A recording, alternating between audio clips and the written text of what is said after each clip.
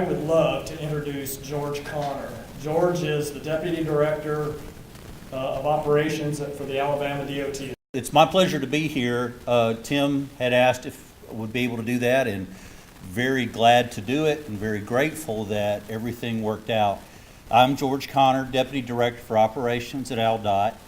I have the distinction of being Stan's boss, and so when I leave, you can ask him how it really is, but I'll tell you is we appreciate the work that Stan does. We have an outstanding equipment program at ALDOT, looking to improve that. Stan covers a lot more than just our fleet and fleet management. And he and his staff do an outstanding job, and I appreciate him and appreciate this opportunity to acknowledge him with his peers. In my role as chair of the maintenance committee, we have a strong connection with EMTSP. We'll cover that in a little bit. I wanted to, though, start out with something that I think is fundamental to understand, and that is the growth cycle of an asset, how it's born and how it matures. When everything that is in a transportation network, somebody conceived of it. It was in a planning stage. And it may have gone through all sorts of modeling and forecasting and decision processes. And at some point, though, that planning process was over. And those planners took that idea and they handed it off to somebody else. Most of the time, that's in a design environment. We call that often pre-construction. And those designers took that idea and they fleshed it out, and they worked out all the issues, and they worked very hard on it, and their job's very important. But a time came in that design process when their part of that work was finished, and they had a set of plans. And so they handed that off to somebody else.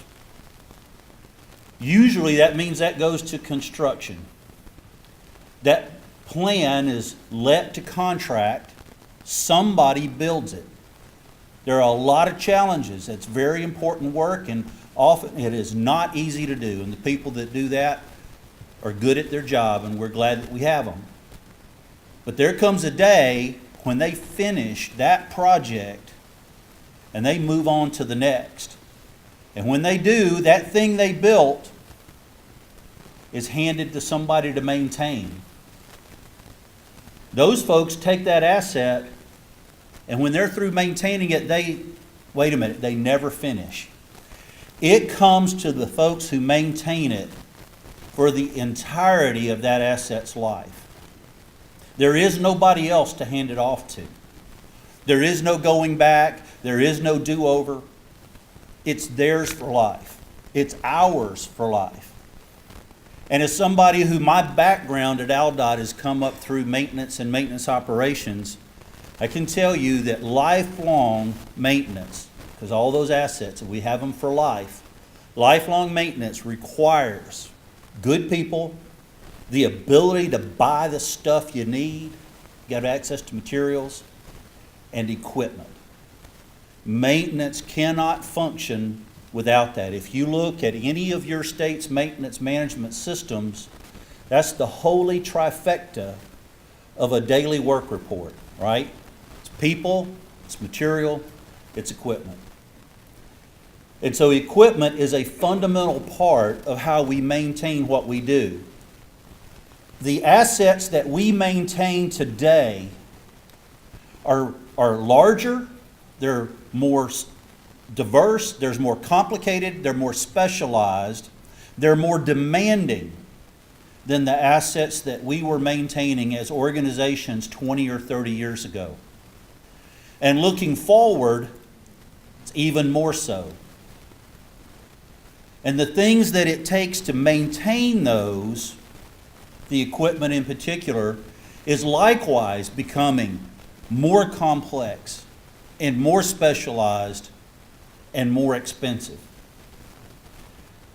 The amount of money that we spend through our routine maintenance budgets that goes to equipment is not small. It's necessary, but it's not small. It matters that we operate that fleet system efficiently, and that we have a fleet system that allows us to do our work efficiently. Cost of DOT fleets are increasingly under scrutiny. They always have been, and even more so. You know, it is a mantra back at your home state, right, is that we should expect DOTs, or should expect public agencies to do their very best, right? And the stereotype is that public agencies don't deliver their very best. And a lot of politicians make a lot of hay, make a lot of progress, make a lot of inroads with their voters and constituents by harping on that theme. Public agencies don't do what we pay them to do. How many of y'all heard this? Private sector do it better. Let me tell you something. When a public agency does what it does, and does it excellent, you don't get any recognition for that. Going back to the fleet that Stan manages and his predecessors before him, it's an outstanding fleet. We get hammered because DOT drives around in vehicles that look new and shiny. DOT has good-looking equipment. Counties struggle. Other local governments struggle. So DOT's wasting money because they're replacing rolling fleet every so often. And our director, I was present when this happened, spoke with the Speaker of the House, showed him the numbers.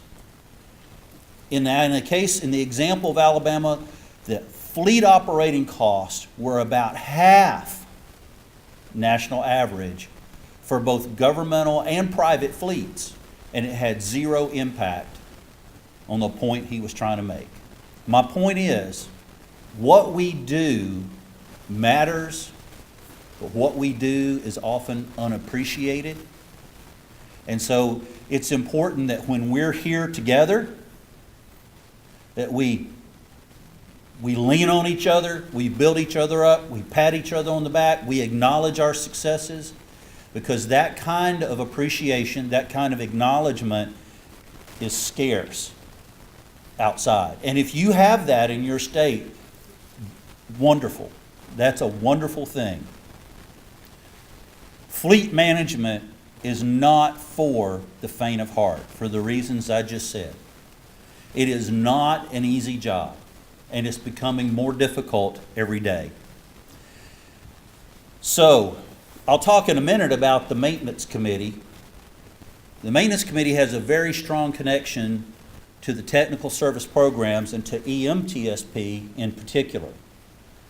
And so not as an EMTSP person, but as someone who benefits from EMTSP organizationally and who cares about how well EMTSP performs within the AASHTO community, I wanted to make sure that I took the time to stress some of the resources that EMTSP brings. Most of you probably know this better than I do, but I wanted to tell you, EMTSP, number one resource it has is the regional equipment management partnerships.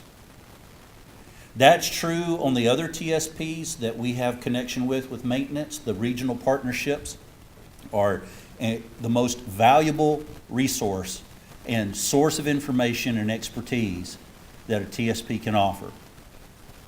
I took a look at your equipment management video library, looked at your web-based training, your equipment specifications from other states, Western states, scan tour final report, the various surveys and results that are published, that have been done, that are there available, and although it seems like a small thing, it's important, is a good, accurate, updated list of what's coming up.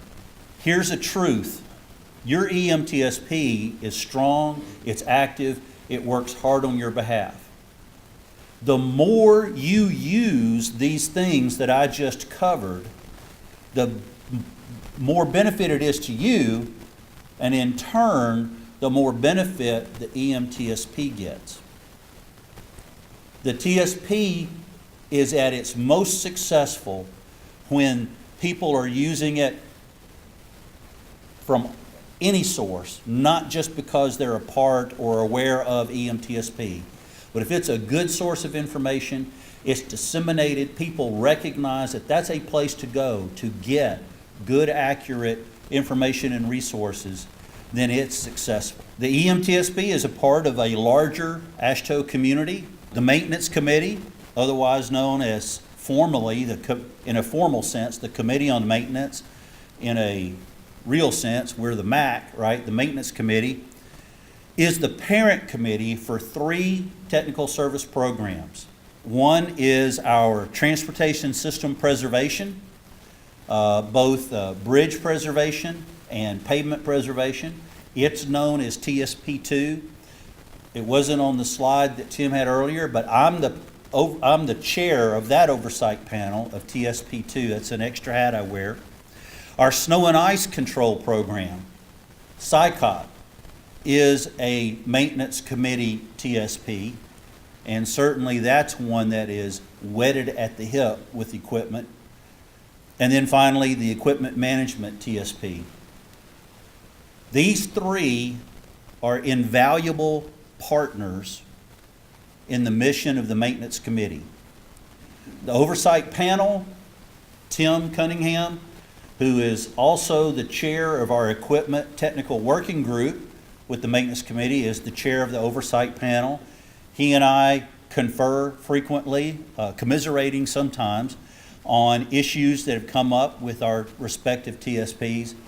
And I wanted to tell you is that we share a lot of common interest and values and desires for the success of our programs, for their mutual success, both independently and together, and the success they have in supporting the maintenance committee.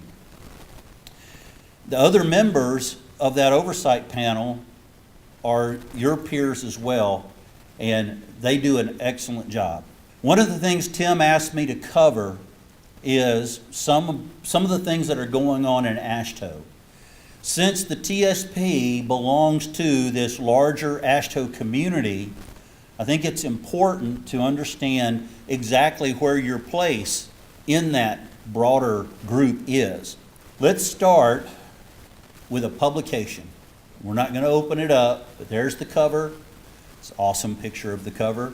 But that's the AASHTO Strategic Goals from 2014 to 2019. We're still in the middle of that, right? So that was published 2014, and it had 4 particular strategic goals that AASHTO has been focused on in the last few years.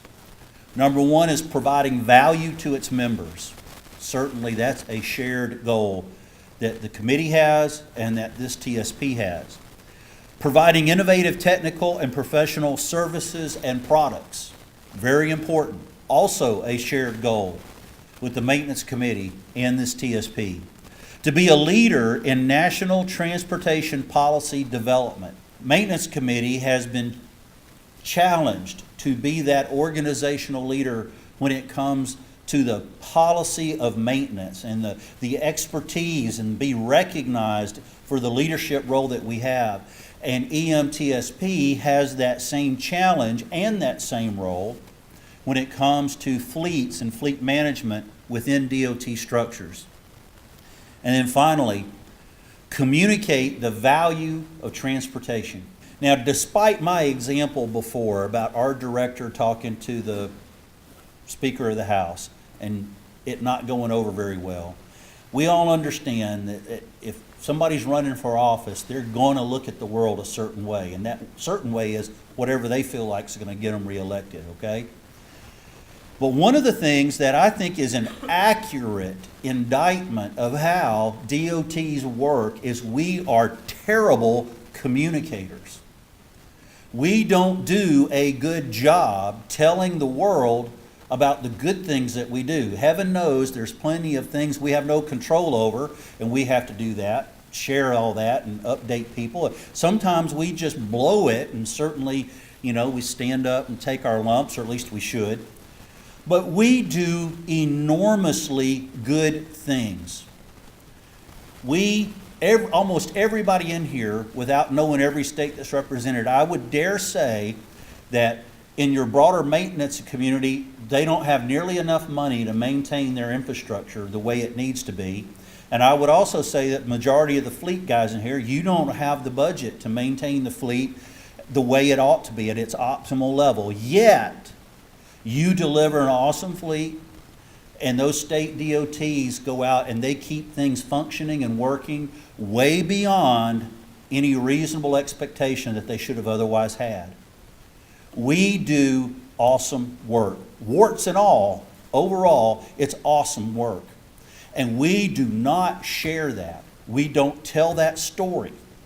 EMTSP is one of the avenues that you have for telling that story to people on whom it can have an impact. Value of communication for transportation. I don't know how many people have ever seen this tree structure here on the slide. This is the traditional, in place for 50 plus years, AASHTO committee structure, maybe 60 years. Anybody recognize that at all? So one of the things you notice, without diving into it, one of the things you notice is that it's pretty much lined up in vertical columns. At the top of each one of those columns in the orange box was not known as a standing committee. And below the standing committee were a group of subcommittees. So up until a couple of years ago, maintenance was a subcommittee, and we were sub to the standing committee on highways. The standing committee on highways answered to the board of directors, and that was the top level. And one of the things that this structure did, it served well. Let me not crucify it too much. It served well for a very long time. And one of the things, though, that came out of this as the pace of change increases, as the rate of change increases, this organizational structure did not keep up. It encouraged a certain pace that made sense in 1950 that didn't make sense in 2015 anymore. There's a lot of cross communication. Back in the day, one of these committees, pretty much what they had to deal with was under their umbrella, their sphere of influence, and that was it. Today, what you do, for example, not only does it fall most of the time under a maintenance operations kind of umbrella, but there's transportation, or there's TSMO and TSO.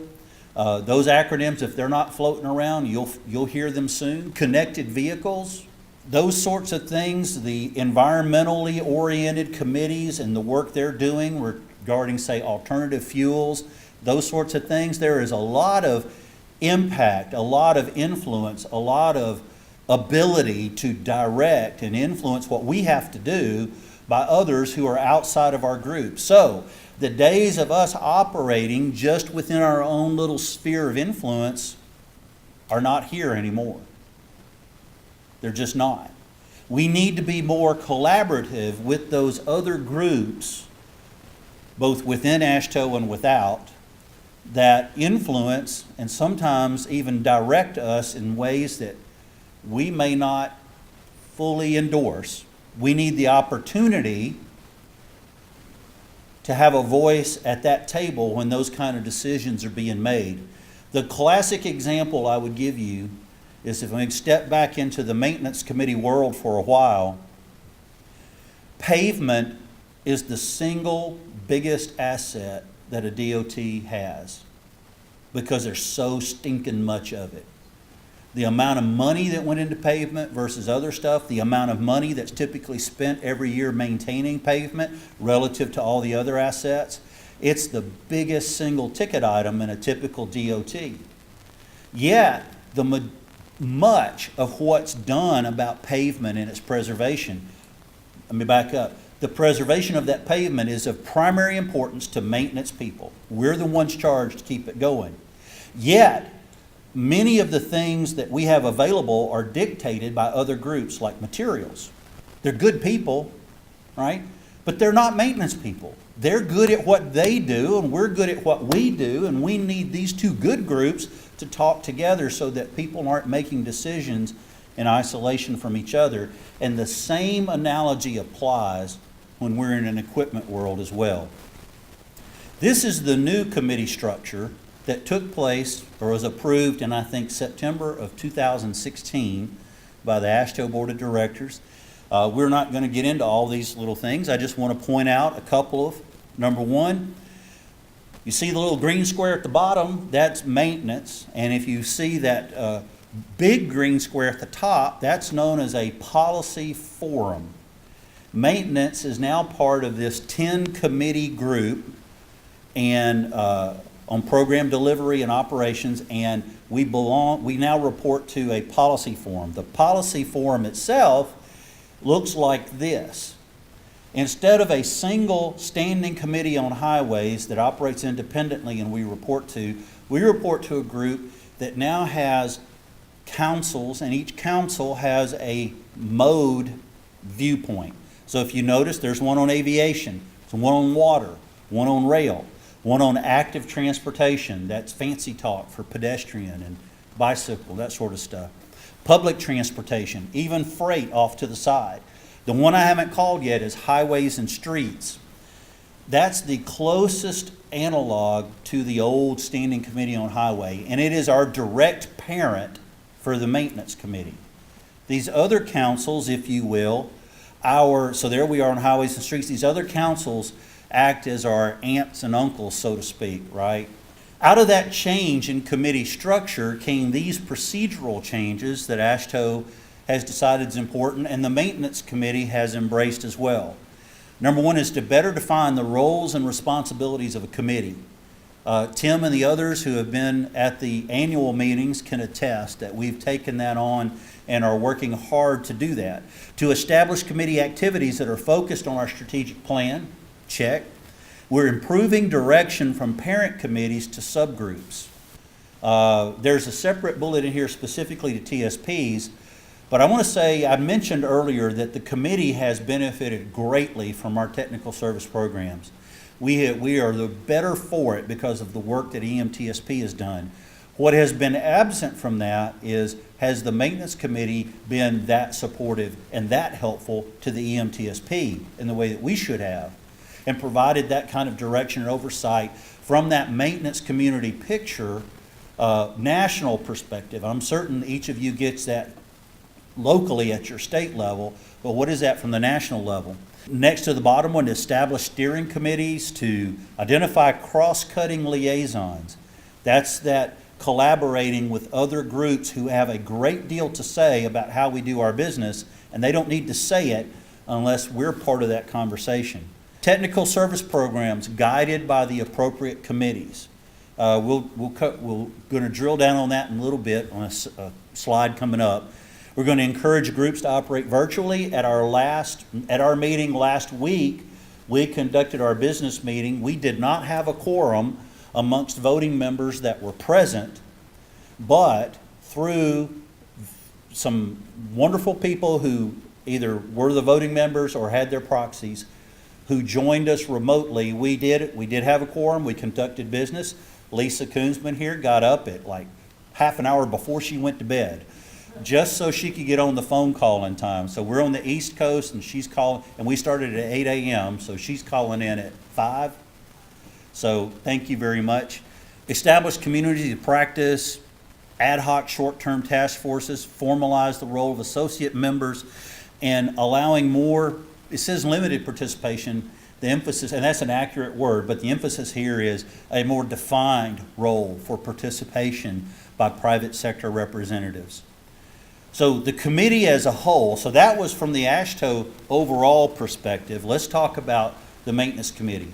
So what's in the name, right? According to AASHTO, our formal name, if you looked up our birth certificate, is the Committee on Maintenance. It follows a standard naming convention that AASHTO is using. So for example, Committee on Materials and Pavements is abbreviated COMP. Committee on Construction's abbreviated COC. Committee on Design, COD. Committee on Bridges and Structures, COBS. Committee on Maintenance, COM. So officially, that's who we are.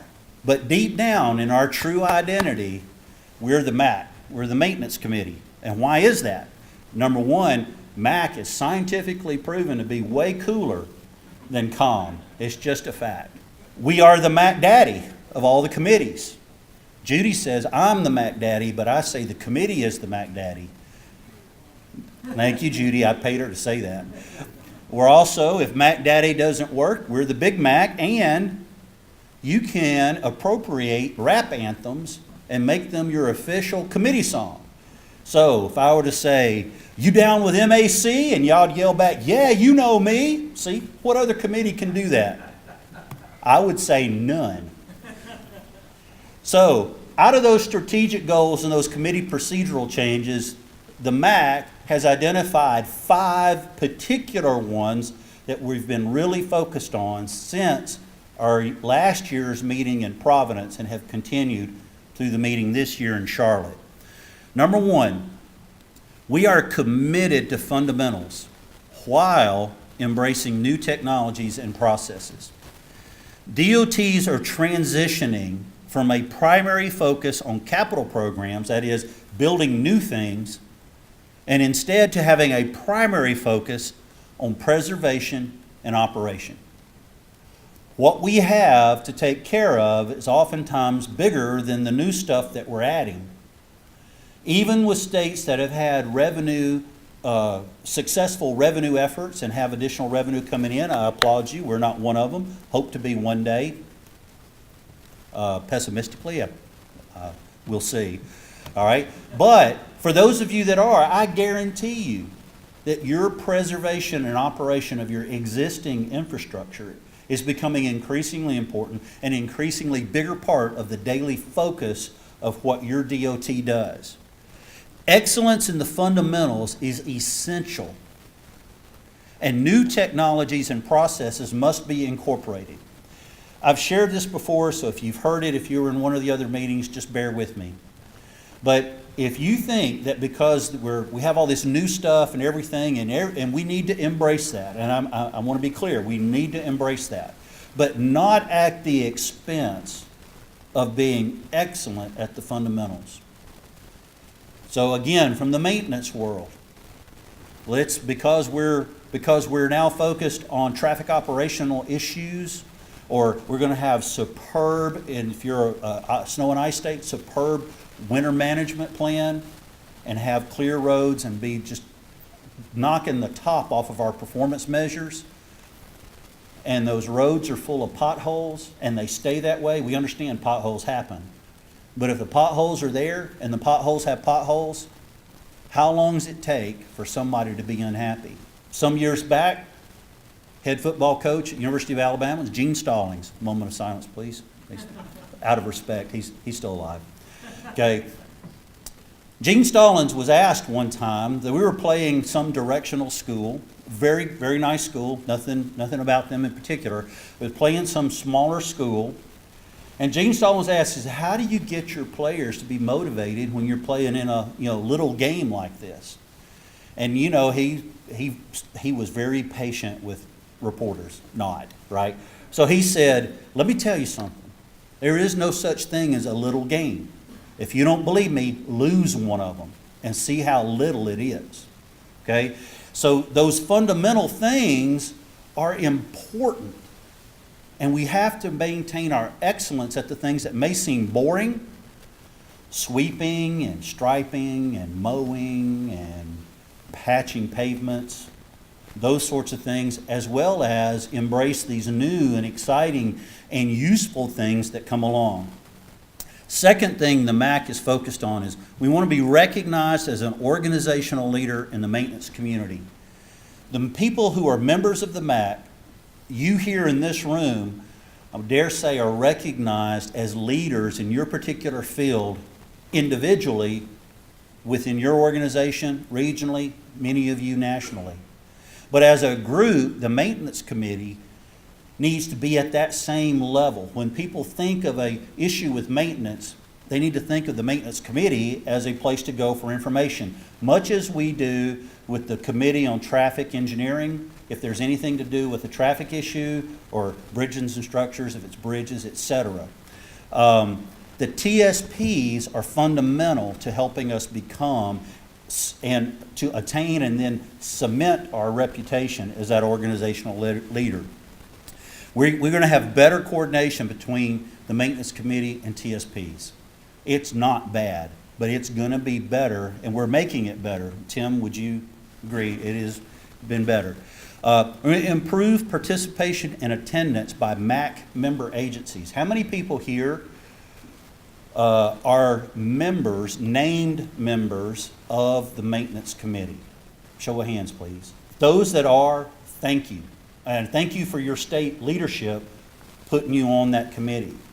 For the rest of you, and I know it's not, this isn't, you didn't do anything wrong, but I'm going to make a plea. If there's any way possible, if your state, a committee can have up to 3 named members.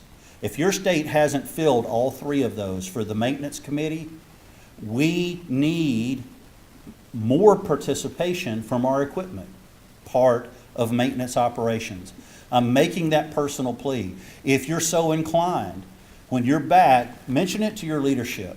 If there is a vacant position on that for that AASHTO committee, say, this guy got up and pleaded for us to do that, and I'm interested. Can we do that? If you are able to, you would be a welcome and a beneficial addition to the operation of our committee. Our membership, our attendance, both by states and by voting members, has been on a downward decline since 2013. I think we went from 44 states present in Vermont in 2013 to when we started the meeting in Charlotte, we had 33 states represented. By the business meeting, we had 38 voting members because we had 5 people join remotely, and that's why that was so important, because 35 is the magic number to have a quorum. And so, lastly, we need to become more engaged with other AASHTO communities that have influence on maintenance practices and processes. We have done that in a couple of ways, had great success, and we're looking to expand it. AASHTO at the upper level has 2 important meetings a year. They call the meeting they have in the spring, they call it the spring meeting. And then they have one every year in the fall, and they call it the annual meeting. And those are very meaningful names, apparently. There are some things that happened at the spring meeting this past time, was in Franklin, Tennessee, that are relevant to sharing with you.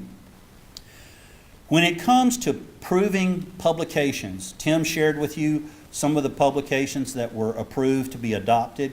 In the past, a committee would say, we recommend so-and-so, adopt it, modify it, whatever, and it had to go to the board of directors to be approved, and it might be 3 months, 6 months, 9 months before it got around to doing that. Just at the spring meeting, the board of directors decided that we're going to let the committees be the final approval on all the technical documents, with the exception of these 7 that are listed here on the slide. And I'm happy to say none of those 7 belong to the maintenance committee. As you can imagine, these are ones that have, like the Green Book, touches on a lot of different committees. So it's not up to just one committee, even though traditionally that comes out of design. Another thing that came out of the spring meeting is the reviews and approvals, the renewals of technical service programs. Every technical service program is reviewed and renewed for a 3-year term by AASHTO.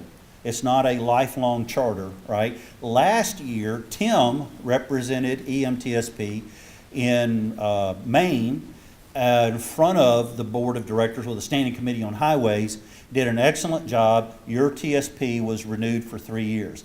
Since that time, apparently, he just got to them. He moved them such. They said, either he's so good we're not worthy of hearing him, or we don't want to see that guy anymore. Now, the review and renewal of TSPs has been assigned to the parent committee. So this year, the winter maintenance, the SICOP, snow and ice control, it was their time for their triennial review. And we did that review while we were in Charlotte. And the way that process is going to work, there's 3 things that AASHTO requires for a renewal. Number 1, the TSP has to submit a report. Here's what we've done in the last 3 years. Here's our plan going forward for the next 3 years. Secondly, they're required to give an oral presentation to the membership saying basically what we've done and elaborating on it. And both of those things were done at the annual meeting in Charlotte for SICOP. Tim did those things when it was Standing Committee on Highways. The third thing is then the membership has to vote. And we've made a decision, we kind of worked through this issue in Charlotte kind of on the fly, but we've made a decision is that because TSPs are so important across the whole AASHTO community, that we will, regardless of whether the committee has a quorum or not, that the vote on the TSP will be done of the MAC membership by electronic ballot. So all 52 members have an opportunity to express their support for or whatever the issues are. So the next time EMTSP, TSP2, the one I'm chair of, will be up next year, and then we're back to EMTSP. So in 2020, Tim will be representing y'all in front of the maintenance committee. And then lastly, there was a resolution I think y'all find very important. Back in 2014, the maintenance committee met in Charleston, West Virginia, and voted to approve a resolution to raise the annual fee for EMTSP membership from $3,000 to $5,000. That decision to implement was postponed pending some things, and then that resolution, though, was advanced to the Standing Committee or the Council on Highways and Streets. I represented y'all in front of them in Franklin, and it was approved unanimously, and so it has gone into effect. One of the things that the Maintenance Committee is going to get much more serious about, we're not going into the details here, though, is how we review and approve publications. I just need to tell you, the most active group that we have in the Maintenance Committee relative to publications is our Equipment Technical Working Group.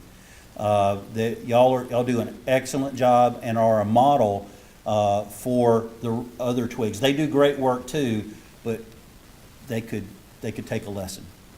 And in closing, so you don't need me to say it, but because I'm up here and I feel official, I want to encourage you to make the most of this national meeting. Of course, visit the vendors, participate in whatever they have. I think I put demonstrations that I don't know if there's specific demonstrations available, and take back 2 or 3 ideas that you can share. So that last bullet has 2 important things. Take back some ideas and then share them when you get back. And with that, thank you for this time. I appreciate the chance to talk with you.